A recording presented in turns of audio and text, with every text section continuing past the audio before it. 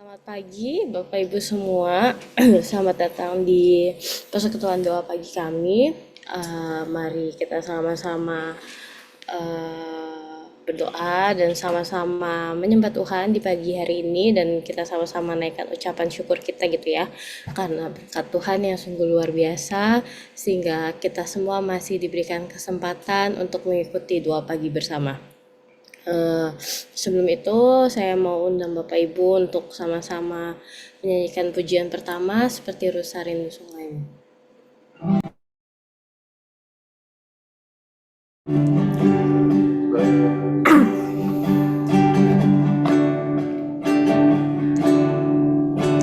Seperti rusa rindu sungaimu, jiwaku rindu engkau.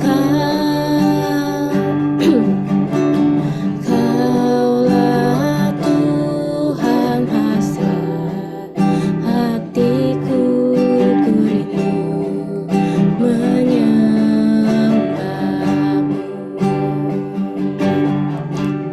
Engkau kekuatan dan perisaiku, kepadamu rohku berserah. Kaulah Tuhan hasrat hatiku, ku rindu menyembahmu. Yesus, Yesus. Yesus, Yesus, Kau berarti bagiku. Oh Yesus,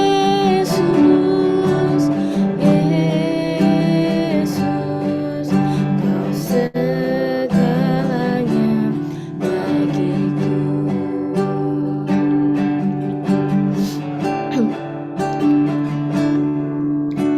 Seperti rusa rindu sungaimu, jiwaku rindu engkau. Kaulah Tuhan hasrat hatiku, ku rindu menyembahmu. Engkau kekuatan dan perisaiku, kepadamu rohku berserah. Kaulah Tuhan hasrat hatiku, ku rindu menyembahmu.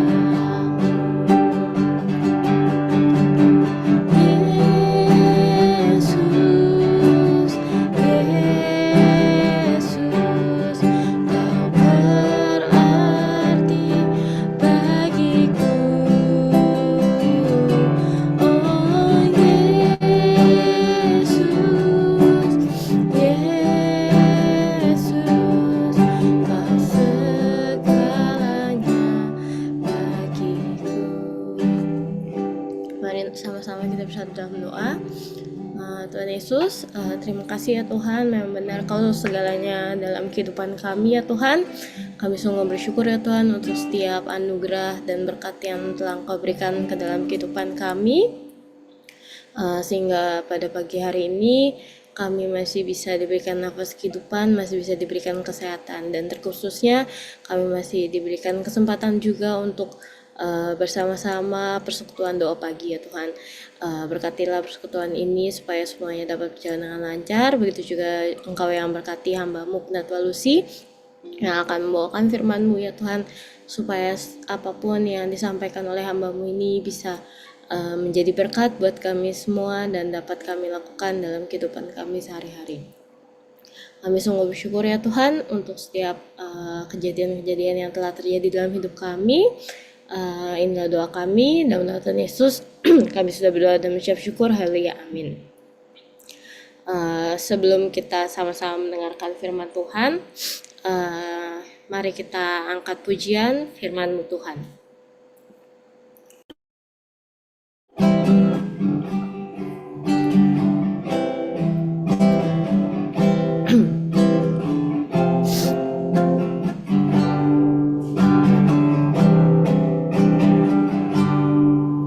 Di hadirat-Mu ku bersujud, menikmati kehadiran-Mu. Ku buka hati saat ini untuk mendengar suara-Mu.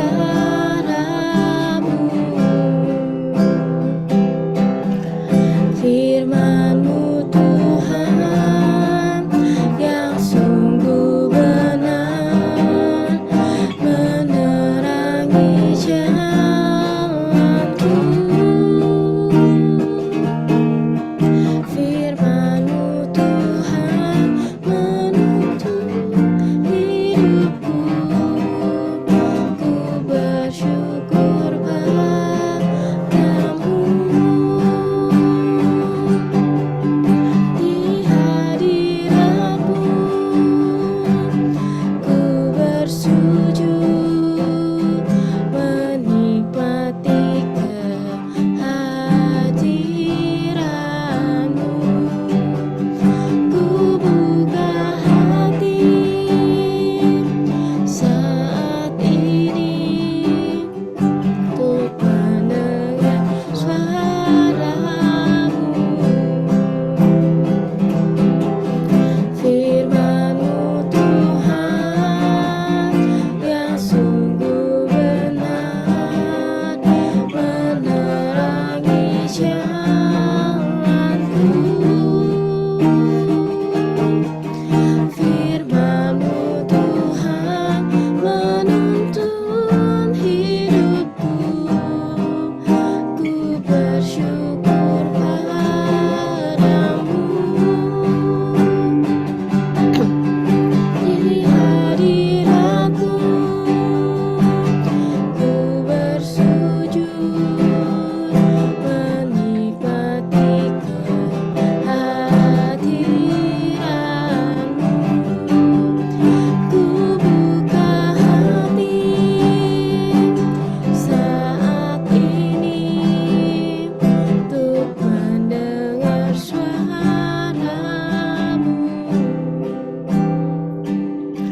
Saya serahkan kepada Penatua Lucy.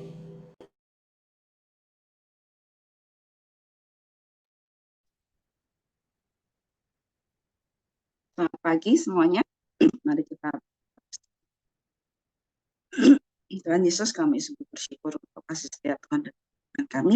Dan saat ini kami mau belajar firman-Mu, biarlah Tuhan setia memimpin kami, memberikan hikmat pada kami masing-masing sehingga kami dapat mengerti dan dapat melakukannya dalam kehidupan kami sendiri. Terima kasih Tuhan Yesus, terpujilah nama-Mu kekal selamanya. Haleluya, amin. Selamat pagi semuanya. Pagi ini saya tertarik dengan bacaan dari Gema pada pagi ini dari Mazmur 69 yang menceritakan bagaimana Daud pada saat itu yang menuliskan Mazmur 69 dengan doa dalam kesesakan, ya, yang memberi judulnya LAI, ya. Jadi saya juga memberi judulnya dalam kesesakan supaya tidak terlalu sulit bagi kita untuk belajar dalam satu hari macam-macam gitu ya, tapi kita belajar fokus pada hal kesesakan ini. Semua orang termasuk saya selalu berharap bahwa kita itu hidupnya lancar, aman, ya, tidak ada rintangan, tidak ada masalah, tidak ada penderitaan, tidak ada tekanan hidup yang berat. Terus dalam doa-doa yang kita panjatkan itu kita selalu memohon pada Tuhan. Setiap hari pasti kita berdoa, kan? Dalam doa kita pasti kita sering berdoa, Tuhan Yesus tolong supaya semuanya berjalan dengan baik, Tuhan memberkati, gitu ya, Tuhan memberikan kelancaran, anak-anak semua sehat, suami sehat, pekerjaan lancar, ya. semuanya kita pasti berdoa berharap untuk mendapatkan kehidupan yang penuh dengan damai sejahtera dan sukacita. Tapi apa daya kita, ternyata walaupun kita sudah berdoa begitu, ternyata masalah itu kadang tetap hadir. Hadirnya tuh bukan hanya sekali, kadang-kadang bisa bertubi-tubi. Satu masalah ini datang, udah selesai, datang lagi masalah yang lain, datang lagi yang lain gitu ya. Kalau zaman dulu selalu ada film dibilang badai pasti berlalu, terus orang suka nambahin, iya badai pasti berlalu, tapi bisa datang lagi gitu ya. Dan itu memang yang terjadi dalam kehidupan kita sehari-hari, gitu ya. Itu hal yang banyak orang pasti alami lah.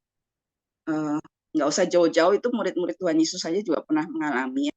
Mereka walaupun pada saat itu bersama dengan Yesus, mereka pernah mengalami bagaimana rasanya terombang-ambing dalam kapal gitu ya, ditampar sama angin sakal yang sangat keras gitu badannya gitu, tubuhnya gitu ya.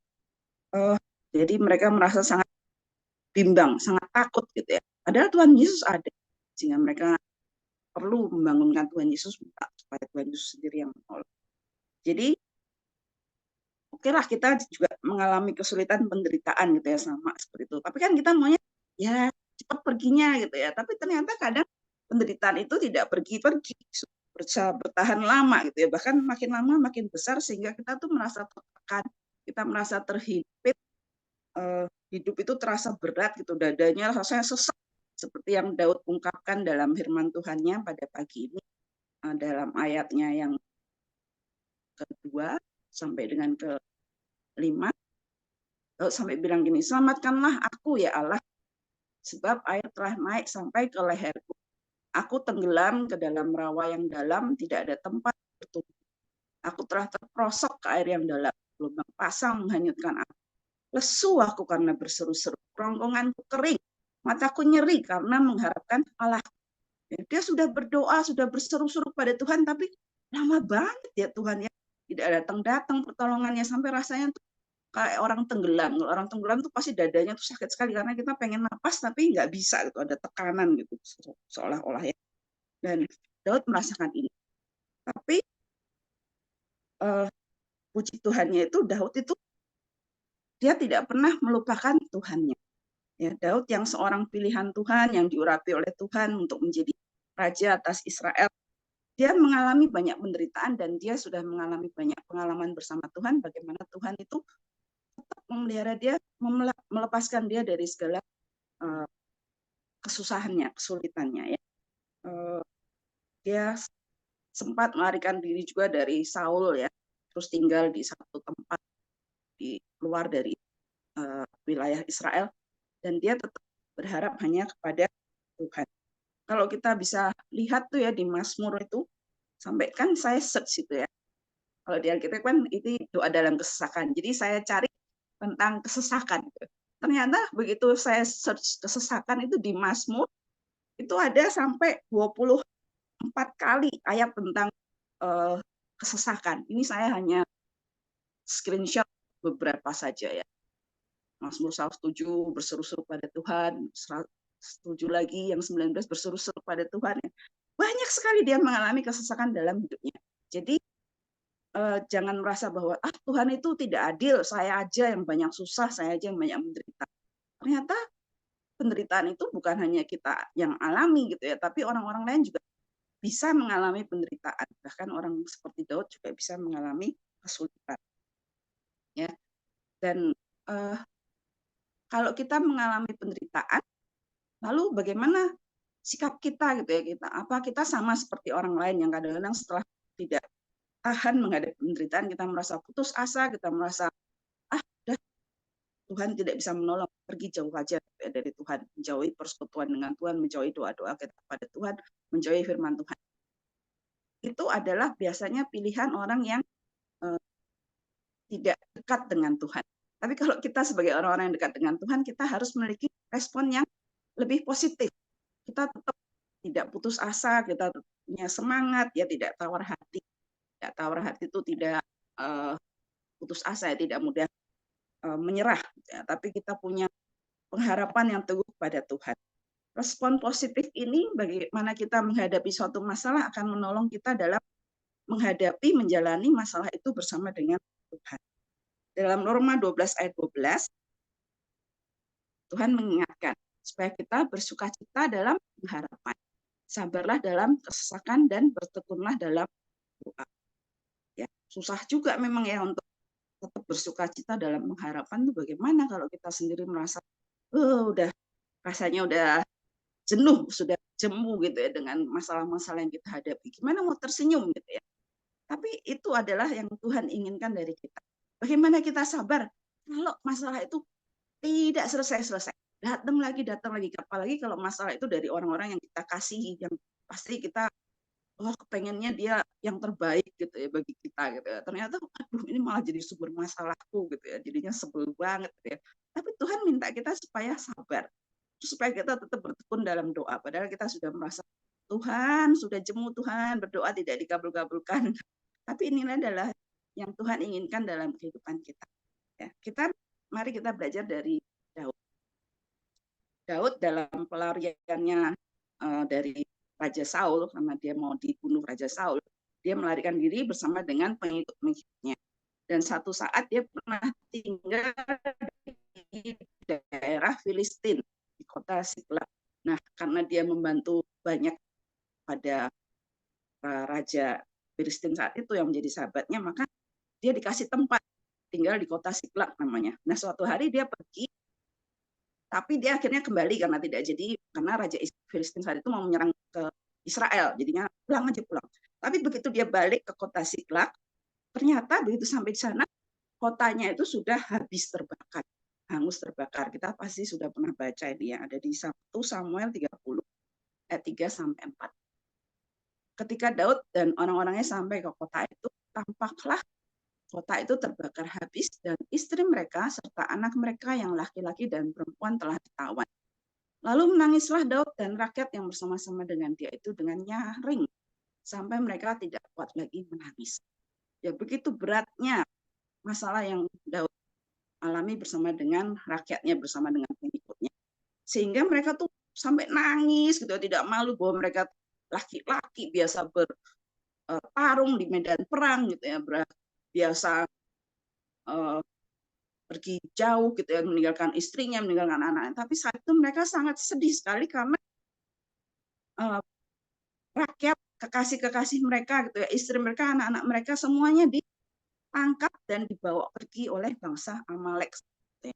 Jadi mereka tidak malu-malu sampai nangisnya tuh sampai nyaring sampai habis air matanya, tidak kuat lagi menangis.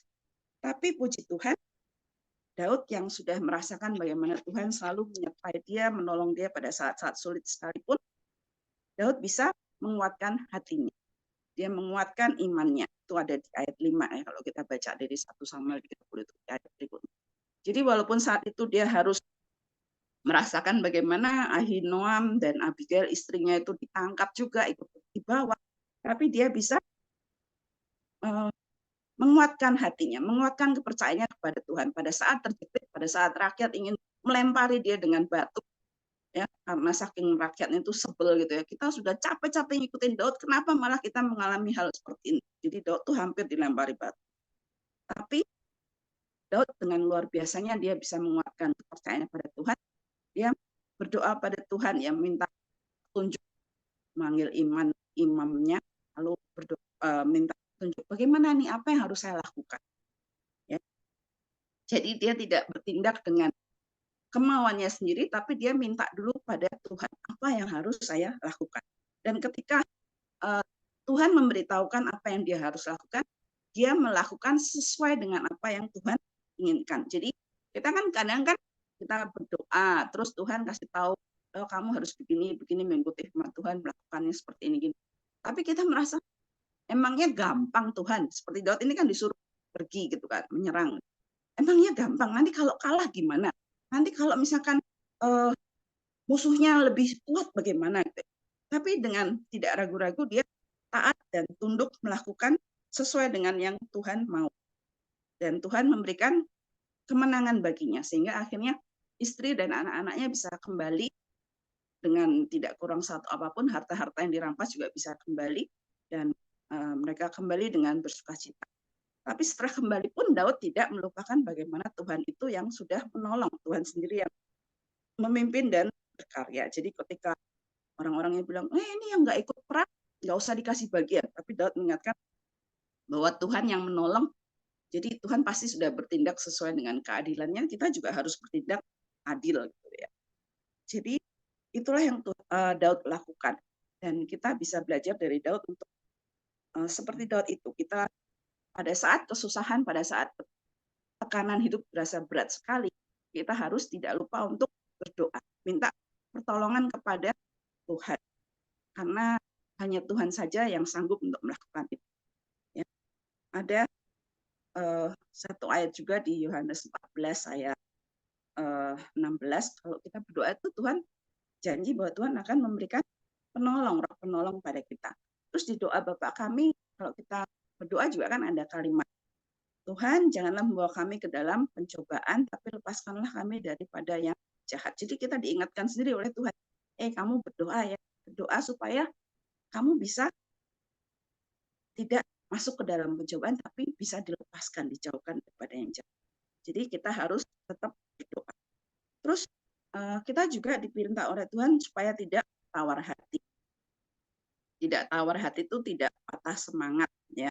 Jadi kita punya kekuatan untuk menghadapi masalah tersebut. Di sini saya tadinya bingung nih waktu ya kan tanya, temanya apa ini, judulnya apa gitu ya. Saya udah menulisnya tentang tawar hati. Tapi ternyata begitu saya buka di Alkitab yang baru, di Alkitab TB2, situ nggak ada kalimat tawar hati di Amsal 24 ayat 10, tapi sudah diganti. Tidak patah semangat, tidak putus asa. Gitu ya. Jadi, tapi sama saja artinya ya. Jadi Tuhan mengingatkan kita supaya kita tidak tawar hati pada saat kita menghadapi kesulitan. Karena kalau kita itu tawar hati, patah semangat, justru kita itu tidak punya kekuatan untuk menghadapi masalah itu. Karena udah keburu, udah biarin aja deh. Mau apa jadinya terserah lah. Emang gue pikirin gitu ya. Mau binasa ya sudah binasa gitu ya. Tapi Tuhan tidak ingin kita seperti itu. Kita harus punya semangat, tetap punya iman kepada Tuhan. Ini ada di bawahnya juga ada let your faith be bigger than your fear.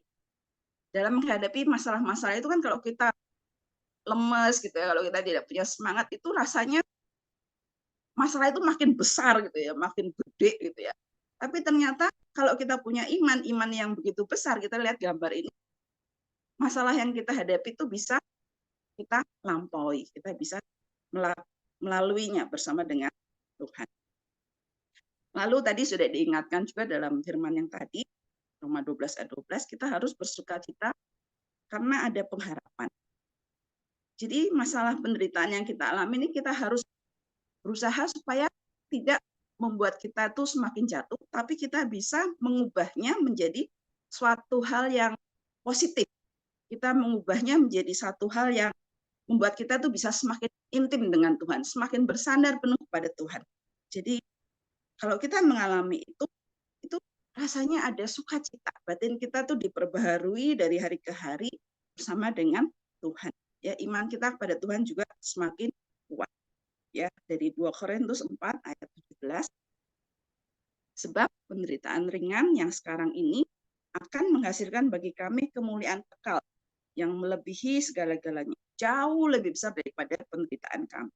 Jadi penderitaan yang sekarang kita alami ini ya emang penderita, tapi itu adalah satu penderitaan yang bisa membakar kita, memurnikan kita untuk menjadi lebih baik lagi, untuk menjadi lebih berharga di mata Tuhan. Kita mendapatkan hasil bersama dengan Tuhan dalam kemuliaannya. Mata kita harus selalu tertuju pada Tuhan, fokus pada Tuhan, dan bukan pada masalah kita. Seringkali kalau ada masalah kan kita justru mikirnya ke masalah itu terus gitu ya, sampai kita lupa pada Tuhan. Terus jangan lupa juga kita harus selalu membaca firman Tuhan. Karena dari firman Tuhan itulah kita bisa belajar tentang banyak hal, bagaimana Tuhan itu sungguh luar biasa. Tuhan itu punya kuasa yang dapat melakukan segala sesuatu. Banyak sekali ayat-ayat penghiburan yang bisa kita dapatkan dalam firman Tuhan. Ya, kita contoh-contoh Alkitab yang tadi dari Mazmur tadi yang sudah ditayangkan juga kita bisa lihat, kita baca bersama-sama bagaimana pada saat kita berseru pada Tuhan, Tuhan itu pasti mendengar dan Tuhan menolong kita. Pada saat kedukaan, kesesakan, kita tetap berseru pada Tuhan. Pada saat kesesakan, kesusahan, berseru pada Tuhan. Dan Tuhan pasti akan melepaskan kita daripada yang jahat, daripada kesulitan kita, karena Tuhan punya kekuatan. Tangan Tuhan sendiri yang kuat, yang akan memegang kita. Jadi ingat ya, di Lukas 13 ayat 23 dan 24 bisa kita baca buat ayat emas hari ini. Janganlah kesesakanmu membinasakanmu, tetapi berusaha berjuang untuk melaluinya. Bersama Tuhan kita bisa menang. Jadi PR-nya nanti setelah ini boleh dibuka di Lukas 13 ayat 24. Ya, begitulah firman Tuhan yang bisa saya sampaikan. Biar pada saat kita menghadapi satu masalah, kita tetap berpegang teguh pada Tuhan, tidak meninggalkan Dia, tapi semakin intim, semakin bersandar kepada Tuhan. Saya pernah mengalami bagaimana sulitnya, pusingnya saat itu waktu Tiffany belum dapat visa, lalu kita berdoa saja. Dan kita datang pada saat hari di mana Tiffany harus berangkat, itu hari Senin ya, waktu itu ya. Hari Selasa. Jadinya kita berangkat saja tetap ke kedutaan minta bagaimana caranya ini supaya bisa dapat visa. Dan ternyata Tuhan menolong. Jadi pesawat berangkat jam 10 malam, jadi kita harus check-in sekitar jam 8 atau jam 9, dan visa itu bisa didapatkan pada jam 3 sore. Jadi tidak ada yang mustahil bagi Tuhan. Kita sungguh-sungguh bersandar, berharap hanya kepadanya saja. Amin.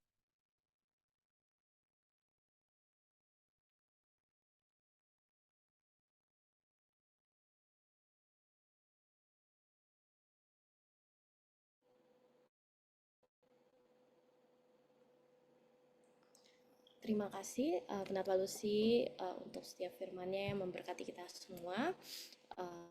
Sebentar lagi kita akan sama-sama masuk ke dalam doa syafaat gitu ya. Kita akan sama-sama berdoa. Mungkin untuk pola doanya bisa ditampilkan. Sebelum itu, mari kita sama-sama mengangkat pujian Hanya Yesus Jawaban Hidup.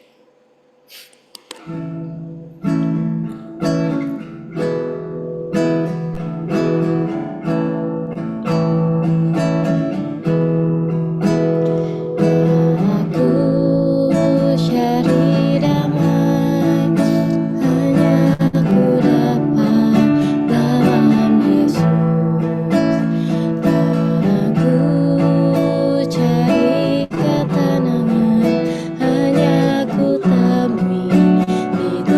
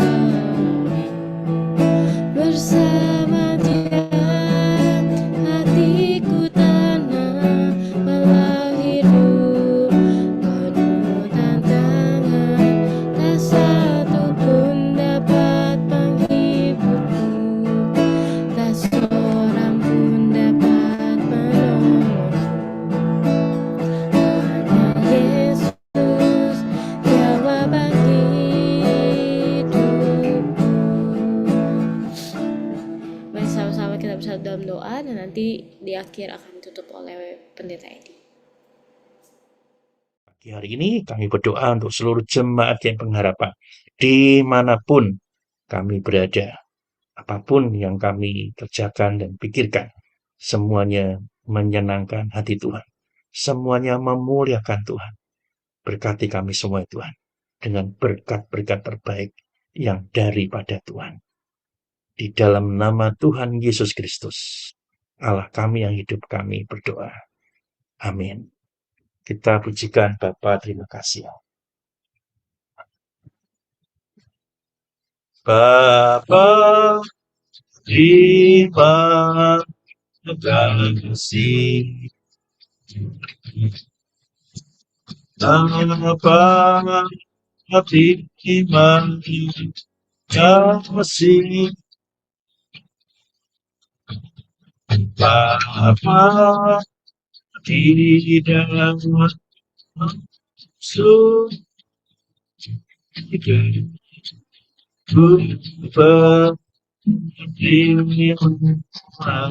terima